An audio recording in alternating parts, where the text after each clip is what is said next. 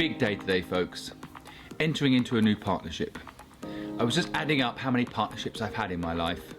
I've had 98 partnerships in business. And these are the 10 things I've learned.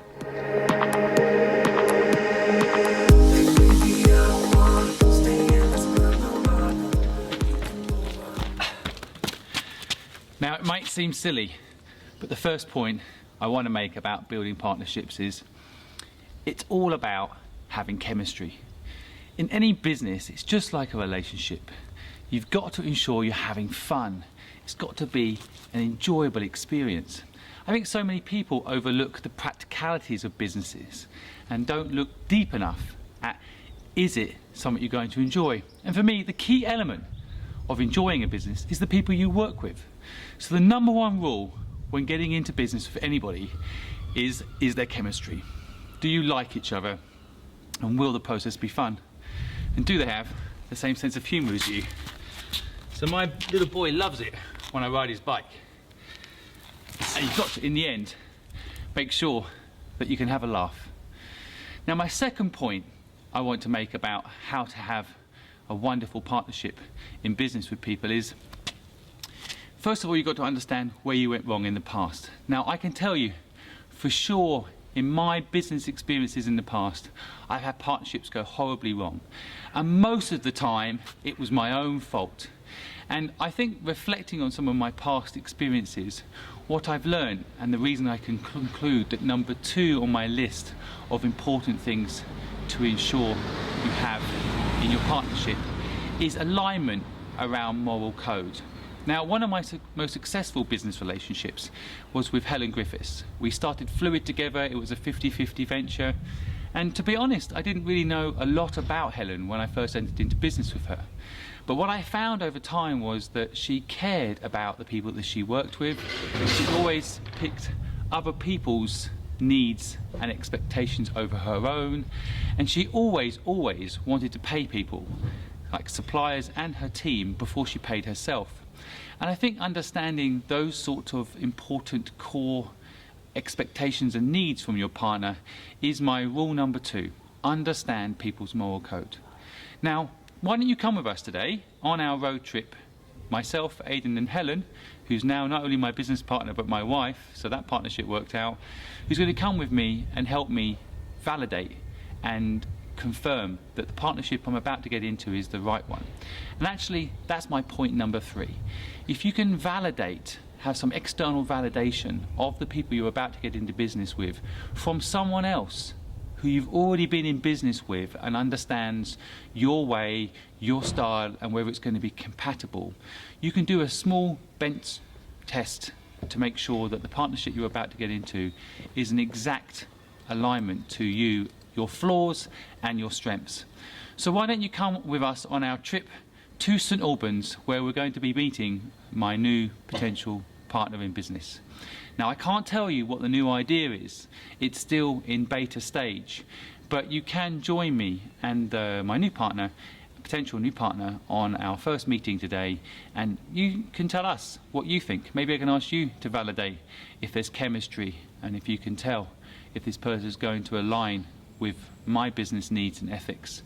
And equally, I'm going to, when this video is finished, share this with my new business partner in the hope that all 10 points I'm going to share with you today are ticked for him as well. So join us. We're going on a quick road trip, and I'm just packing up the car now, and I'll tell you point 4 of what you need to do when you want to have a good partnership in business. So come on, join me. Let's go. So we're going on a road trip, guys, to meet my new potential partner. And number 4 on my list of important things to get right in a partnership is job roles. Now, so often it's not clear who's doing what, and I think it's very important to ensure that people are actually allocated to things that matter. So for example, we're going on a road trip, right, Aidan? So right now, Aidan, who's nearly 3, is driving, probably not the right place to be, and Mummy, who normally sits with Aidan in the back, is sitting in the passenger seat, and I'm sitting in the back, taking a back seat role. Probably not right for my personality type. So how do we fix it? Be clear on job roles. Click your fingers, and boom, just like that. We're all in the right roles. Now, in this particular new business idea, I'm not actually going to be the driver. So in a way, today I'm actually interviewing the driver, and in this case, I'm going to be in the passenger seat. But as someone that has been driving businesses myself for many years, it is actually hard to give up the driving seat. But as long as you're clear that's what you're doing, I think it makes the partnership work. And I know from experience, if you don't define who's driving, the partnership can go wrong. Now join us in St Albans. See you there in a minute.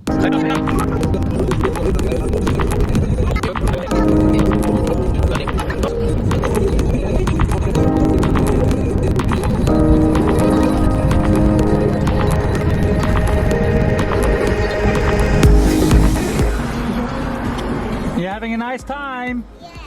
Mummy, having a nice time? Yeah.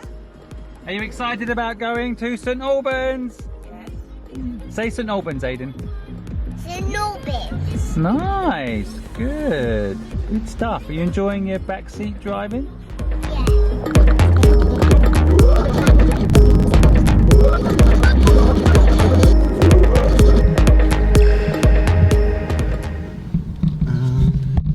So folks, my new potential business partner is driving.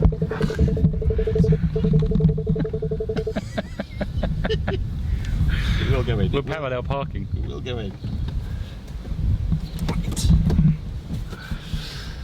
You know what? I know it's going to fit. That's what I thought. There. We bonded over parallel parking, folks. So folks, I'm here with Simon. Hi.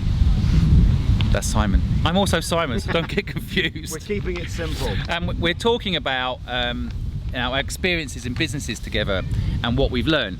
And I'm just discussing the 10 things that I've learned that I'm sharing with you guys today about how to have successful partnerships. Number 5 on my list is love the idea together. And I think that a big part of ensuring that your partnership works out is that the idea that you are both involved in is absolutely solid. And so myself and Simon, we can't share the idea that we're discussing. It's still in beta stage, but you know, I think the passion for the idea. So I thought I would record us both talking about how passionate we are for the idea, right? Absolutely. And how it's bigger than both of us. I think that's the key, isn't it? It's a game changer. Genuinely, when it was mentioned and we started talking about it, I fell in love with it straight away. And then I told my wife about it and she went, I just love that idea, and we've not stopped enthusing about it. Yeah, and I think I like the idea of having this on record, that, you know, for both of us, it's about the idea. So if at some point, you know, Simon Squibb being involved isn't good for the idea, then I'm going to be fine with that because it's about the idea. And I think to me that's the number 5 out of 10 rules to having a good partnership. I didn't have this one in mind when I first started doing this blog this morning, but I'm going to add that never get into partnership with people that wear weird hats. Never. This is a very cool hat. But that's a cool hat, so Cool hat. we absolutely have nothing to worry about. Nothing to worry about. This is an importantly cool hat.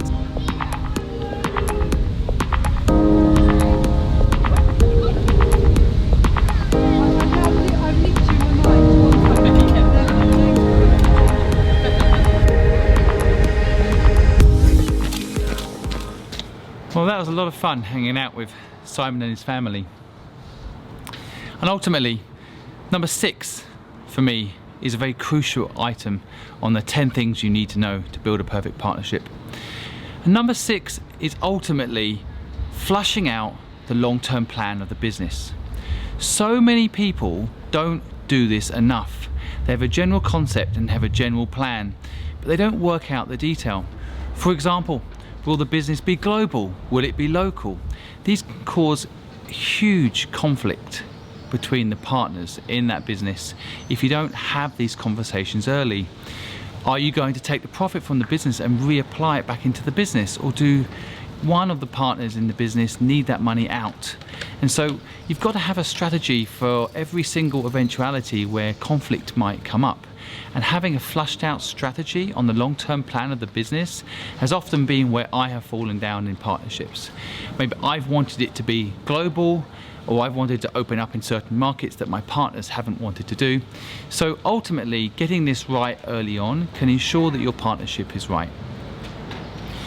Now, number 7 on my list is a tricky one to explain, but basically what I've discovered is ideally in your partnership you have different skills.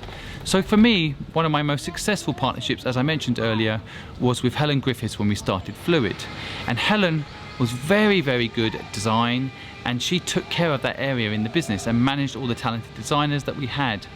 Me, on the other hand, I really am more focused on sales and marketing and branding.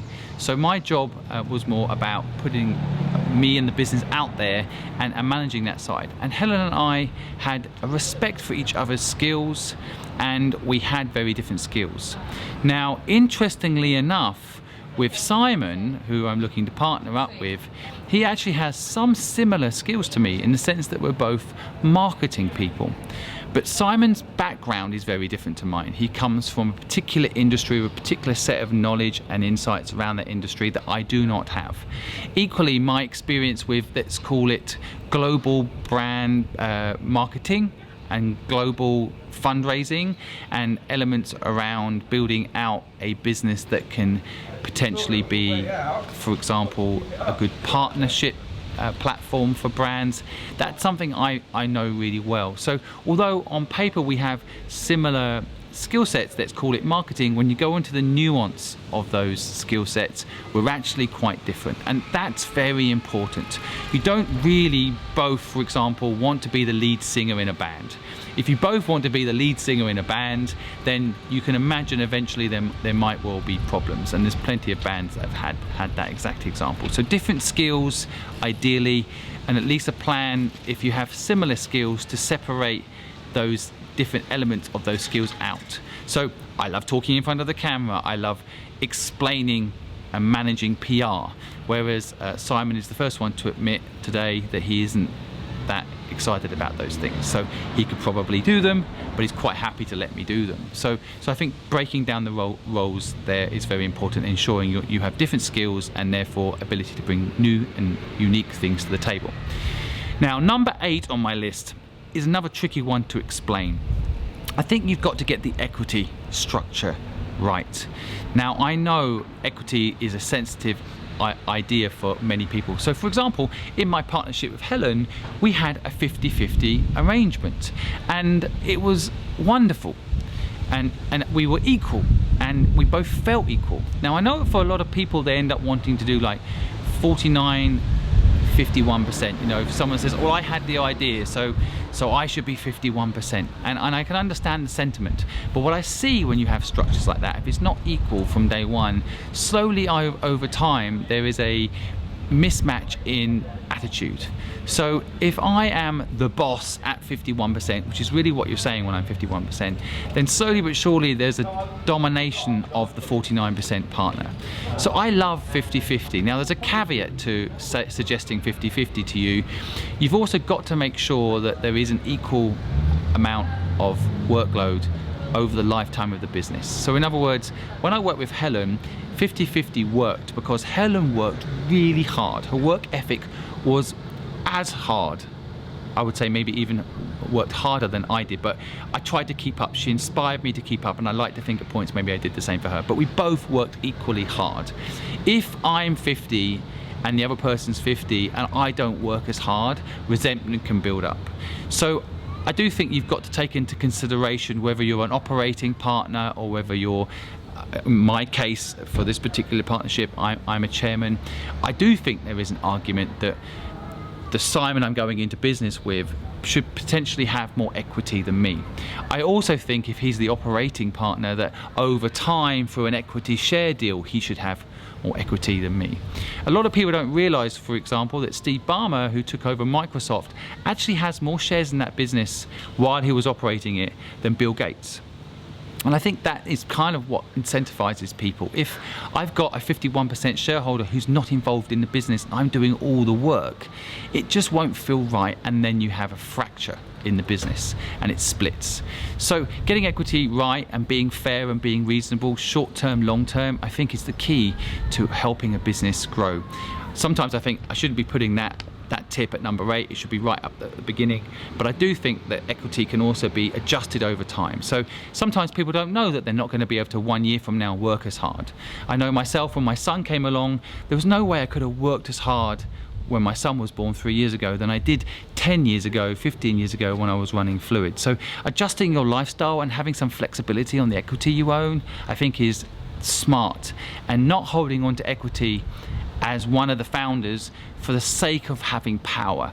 I don't like power. I like working together and feeling like you're comrades. And if you have 51%, there's a power dynamic that I think can damage the business over time. Number 9 on my list is ways to resolve disputes. Now, there's no getting around it. Whatever partnership you do in life, you have disputes. I think learning to understand how each other communicate, so figuring out your personality type or your partner's personality type, and being very clear about how you like to receive information and how you like to deal with conflict is very important. Another way to do it is create some sort of board. So if you're 50-50 and you argue, that can be a big problem. But if you're 50-50 but you've got an outside board member that can come in who you both trust and give some impartial advice, it can be very powerful. I actually recommend an independent board member, so someone that doesn't have equity in the business, because if they do, they may have their own agenda. So having someone separate that can help you help you deal with these disputes. I find getting close to people's partners also important. So I always say to people that get in business with me, get to know my wife. She knows how to communicate with me. We've been together 20 years. So if you want some help to get a point across to me, then maybe knowing my wife and connecting with her and asking her opinion on how to explain your point of view, or in this case my partner's potential business partner's point of view, can be very powerful. So I love meeting people's partners. I think that's a whole area that I could go into just on its own. I think you can actually understand a lot about someone when you meet their partner, their pressures, their support mechanism, their other half. It can literally be the person that makes them or breaks them in life. So I love to meet people's partners. And having just met Simon's partner, she's wonderful, she's smart, she's honest, she's all the traits that I'm looking for in my business partner's partner. So anyway, certainly for sure, when it comes to solving disputes, I think that's one way to think about how to solve them, but definitely something to consider up front. So folks, I'm popping home now to give you point 10. You have to be patient. This is a word I think a lot of people don't know anymore. If you want to get what you want out of life, you want to learn, you need to be patient. I'm going to give you something that's taken me 98 partnerships to learn in this 20-minute video. But you need to be patient, you need to listen, you need to take your time. Or you can go and do what I did and have 98 partnerships that worked and didn't work and learn the hard way. Up to you. Number 10 on my list is communication. You have to figure out a way to connect with your business partner. Now, it's so overlooked. I think so many people, even in their personal lives, start taking their partner for granted and they don't communicate about things that are bothering them, big or small. And so my advice is set up a regular lunch or a regular walk.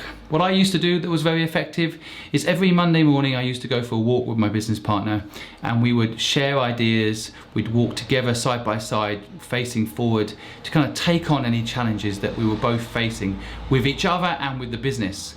And I found that to really help us bond. And so communication is so key. Now you may wonder, in this list of 10 things that I've given you here that you must do to have a good partnership in business, why I haven't mentioned legal structures and contracts and paperwork. Now, I think that they are important. I think you should have some basic understanding of who's doing what. But my feeling is what a lawyer once said to me, which is paper will always accept ink. And I have done the contracts and the paperwork and done it all perfectly, and it has not helped the business partnership work out. I do think the paper is only there as a symbolic thing. You stick it in a drawer and never look at it again. But to be honest, it's not in the top 10 as far as what makes a partnership work. Now, my dogs are communicating to me. They want me to come in and say hi. And I'd like you to communicate with me too. If you found this video useful or you think I missed anything, please feel free to share with me. I'd love to hear your partnership experiences so that we can download all this knowledge that we probably all have out there and give it to the next generation of entrepreneurs. So if you have any insights or you think I missed anything, feel free to comment. If you think someone would benefit from this video who's perhaps getting into partnership or even having troubles in their present partnership and need to reset, perhaps share this video with them and see if it is useful. Thanks for listening, folks, and I'll see you next week.